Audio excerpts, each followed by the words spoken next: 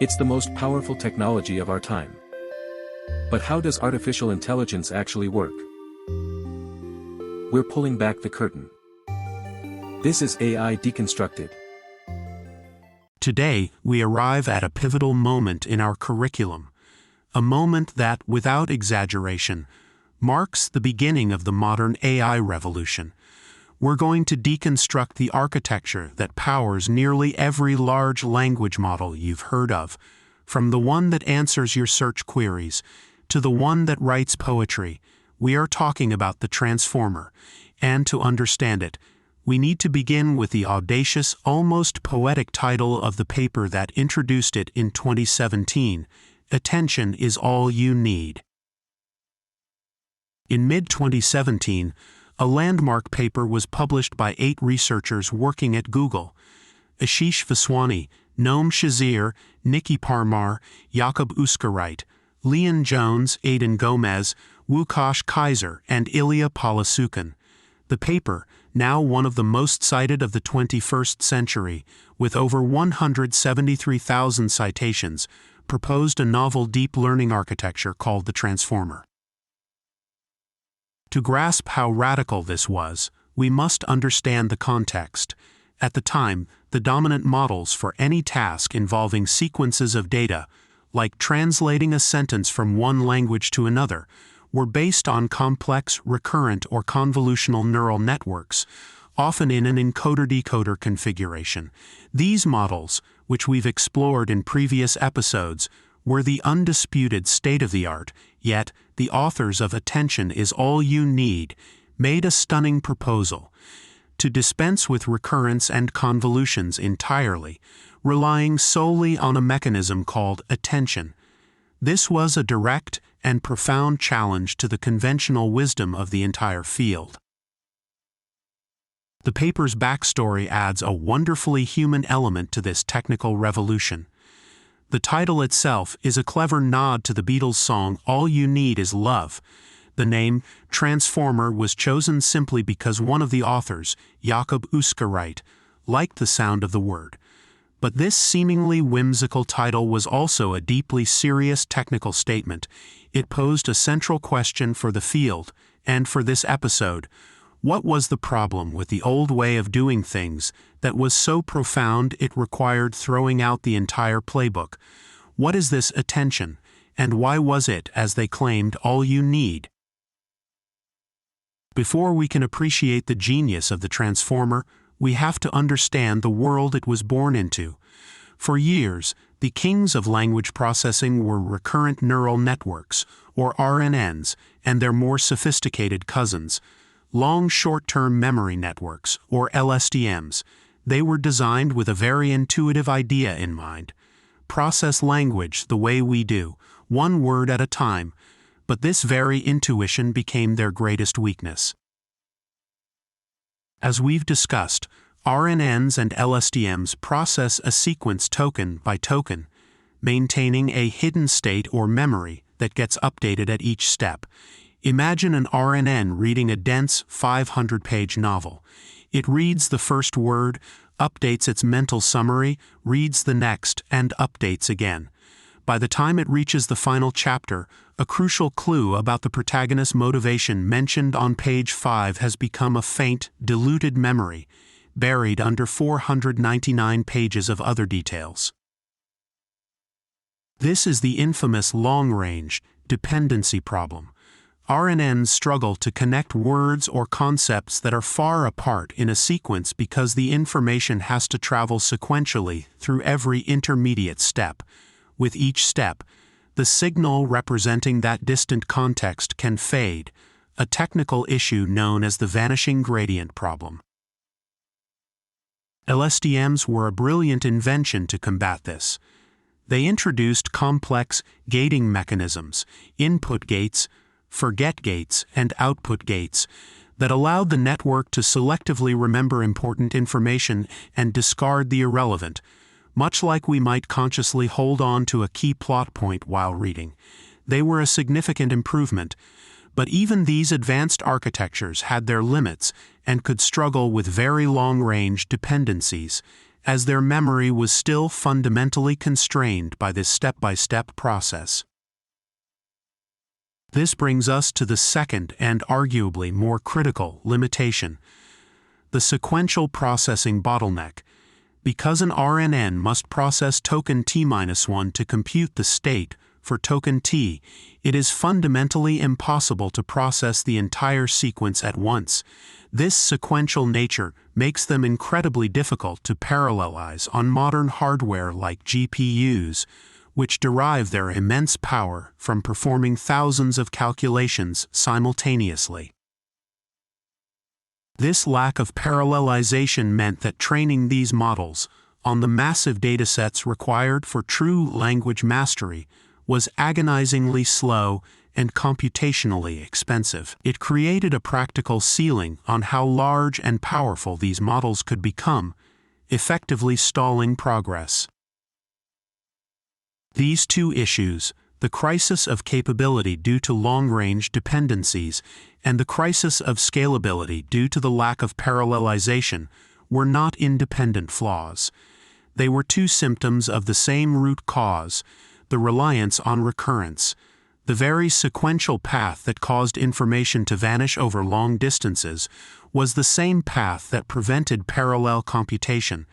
To truly break through, the field needed to abandon recurrence itself. The transformer didn't just offer a better solution, it proposed a new paradigm altogether. So, the old world was stuck. Models couldn't remember far into the past, and they were too slow to train at the scale required for the next leap forward. The solution required a completely new way of thinking. Instead of reading a sentence word by word, what if a model could look at the entire sentence all at once and, for each word, figure out which other words were most important to understanding its meaning in that specific context? This is the core idea of self-attention. Self-attention, sometimes called intra-attention, is a mechanism that relates different positions of a single sequence to compute a new contextually aware representation of that sequence. Let's contrast this directly with the RNN approach. An RNN asks, given my memory of the words I've seen so far, what does this current word mean? Self-attention asks a more powerful question.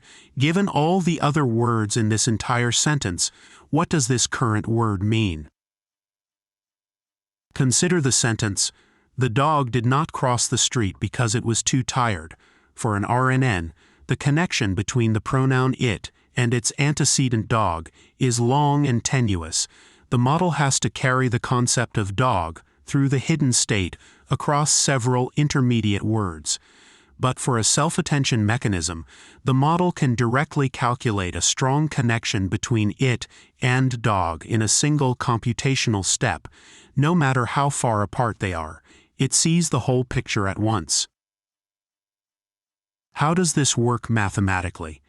The mechanics of self-attention are built around three vectors that are generated for every single token in the input sequence: the query, the key, and the value.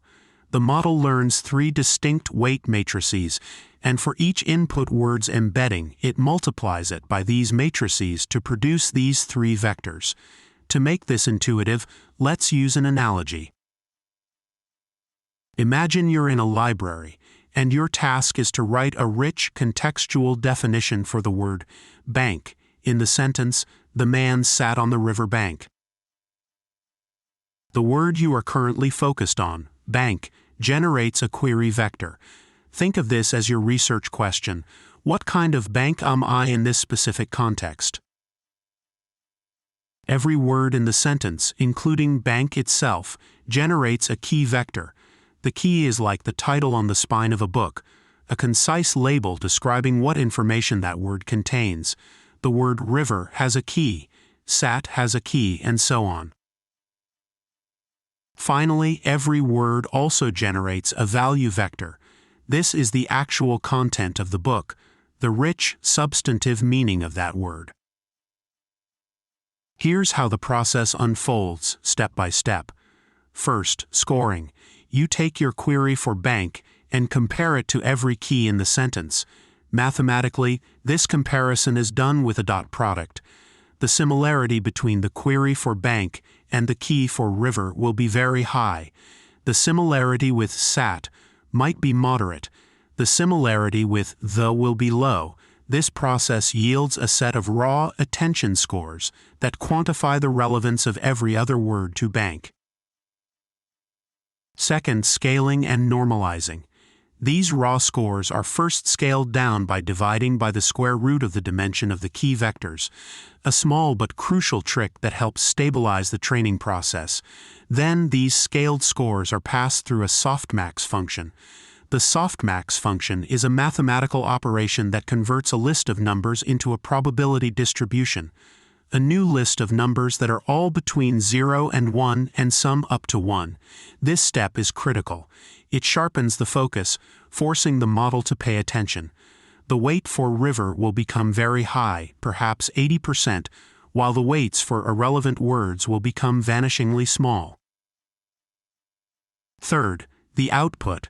The final step is to create the new contextual representation for bank. This is done by taking a weighted sum of all the value vectors in the sentence. You'll take 80% of the content from river, a small amount from sat, and almost nothing from the. The resulting vector for bank is now deeply infused with the semantic meaning of river, clearly distinguishing it from a financial bank. The most revolutionary part is that this entire process happens in parallel for every single word in the sentence. Each word generates its own query to probe the others, while simultaneously providing its key and value to be probed. This isn't a hard-coded search, it's a fully differentiable process. The model uses gradient descent to learn the optimal weight matrices for generating queries, keys, and values, effectively teaching itself how to perform this contextual search to best solve its ultimate task, such as machine translation. It's a learned dynamic routing system for information, all implemented with standard matrix multiplications that are incredibly efficient on modern GPUs. So we have this powerful new tool, self-attention. It can see the whole sentence at once and draw connections between distant words. But on its own, it's incomplete. It has two major blind spots. It has no sense of word order, and its view of the sentence is unidimensional. The full transformer architecture is a masterpiece of engineering designed to solve these problems and harness the full power of attention. Here is the critical flaw of the self-attention mechanism we just described. It is permutation invariant. It treats the input as a bag of words. Because it calculates the attention between all pairs of words, the sentences "the dog bit the man" and "the man bit the dog" would produce identical sets of attention scores. To a pure self-attention layer, they look the same. This is obviously a catastrophic failure for understanding language where order is paramount. The solution is a clever technique called positional encoding. The idea is to inject information about the position of each token directly into its input embedding before it ever reaches the attention layers. A simple approach, like adding the numbers 1, 2, 3, and so on, is problematic. The values could grow infinitely large for long sentences, and the model might infer a false numerical relationship between positions that doesn't actually exist. The elegant solution proposed in the original paper uses sine and cosine functions of different frequencies. Think of it like this: each position in the sequence is assigned a unique vector. Each dimension of this vector corresponds to a wave, a sine or cosine wave, oscillating at a specific frequency. Low-frequency waves, which change slowly, encode coarse absolute position, for example. This word is at the beginning of the sentence. High-frequency waves, which oscillate rapidly, encode fine-grained relative position, making it easy to distinguish between adjacent words. This is analogous to how binary numbers use different bits to represent different powers of 2. Some bits flip every time, while others flip every 2, 4, or 8 numbers. This sinusoidal method has a crucial property. The positional encoding for any future position, say position plus k, can be represented as a simple linear transformation of the encoding at that position. This makes it extremely easy for the model to learn and generalize to relative positions, a huge advantage for handling sequences of varying lengths. The final input to the first transformer layer is the sum of the token's semantic embedding and its positional encoding vector, combining what the word is with where it is. With word order now encoded, we face the next challenge. Is a single self-attention calculation enough to capture the rich web of relationships in a sentence? Consider our example again. The cat sat on the mat. The word sat is related to its subject, cat, grammatically, and to its location, mat, spatially. A single attention mechanism might be forced to average these different types of relationships, potentially losing nuance. The solution is multi-head attention. Instead of performing one large, monolithic attention calculation, the model runs multiple smaller attention heads in parallel. We can use an analogy of a committee of experts to understand this. Imagine you're trying to analyze a complex sentence. Instead of relying on a single analyst, you assemble a committee of, say, 8 specialists. Each specialist or head is given the same input sentence but has its own unique set of learned query, key, and value weight matrices. This allows each head to project the input embeddings into a different representation subspace and focus on different types of information. One expert might learn to specialize in identifying subject-verb relationships. Another might become adept at resolving pronoun antecedent links. A third might focus purely on semantic similarity between words. Each of these heads performs its own self-attention calculation independently and in parallel, producing its own output vector. These individual outputs are then concatenated together and pass through a final linear layer, which combines the diverse insights from all the experts into a single, rich, multifaceted representation. This allows the model to capture different kinds of relationships simultaneously, leading to a much more nuanced and powerful understanding of the input sequence.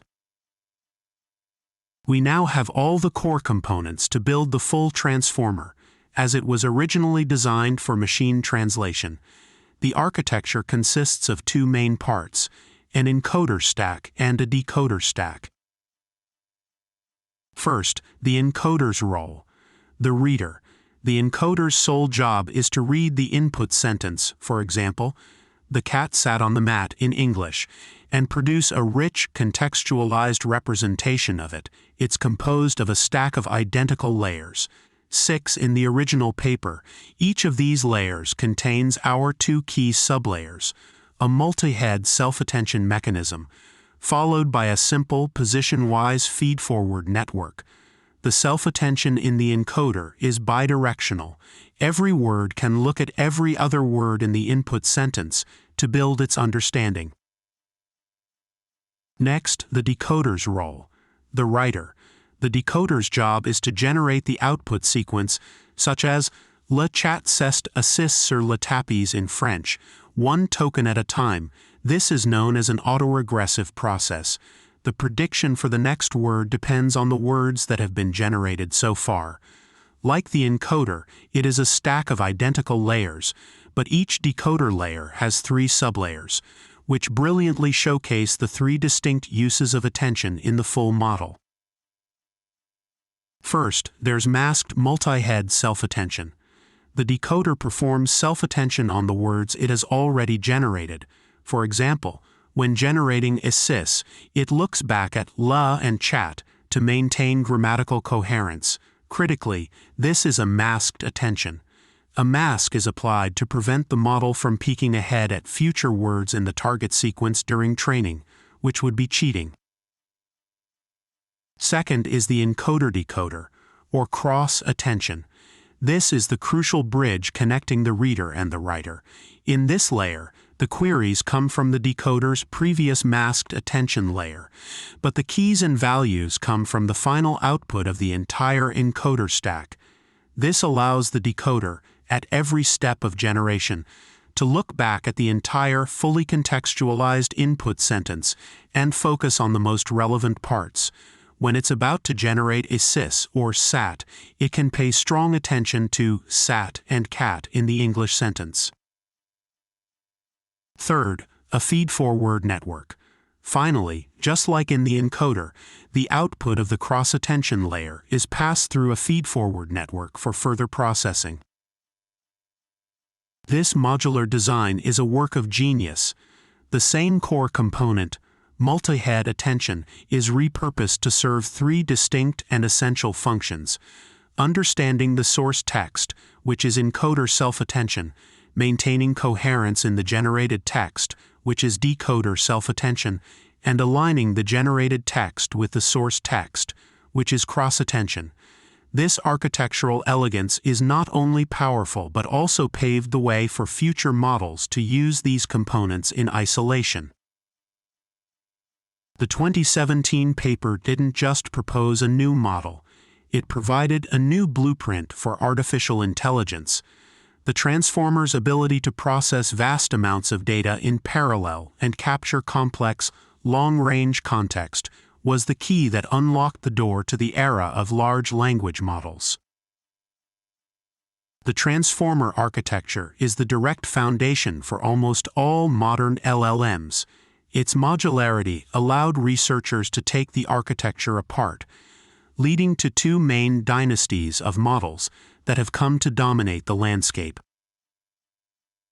First, encoder-only models, like BERT.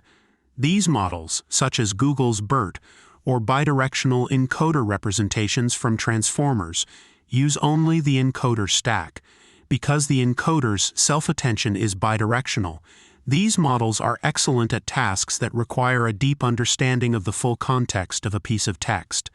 They are used for tasks like sentiment analysis, named entity recognition, and, most famously, to power search engines. When you type a query into Google Search, a BERT-like model is working behind the scenes to understand the intent and nuance of your question, leading to more relevant results. Second, decoder-only models like GPT. These models, such as OpenAI's generative pre-trained transformer family, use only the decoder stack. Their architecture, with its masked self-attention, makes them masters of text generation. Trained to do one simple thing, predict the next word in a sequence, they are the power behind applications like ChatGPT, used for chatbots, summarization, and creative writing. The key enabler for this explosion was the transformer's parallelizability. It finally made it feasible to scale models up to billions, and now trillions of parameters, training them on nearly the entire accessible internet, a feat that was simply unimaginable with the sequential nature of RNNs.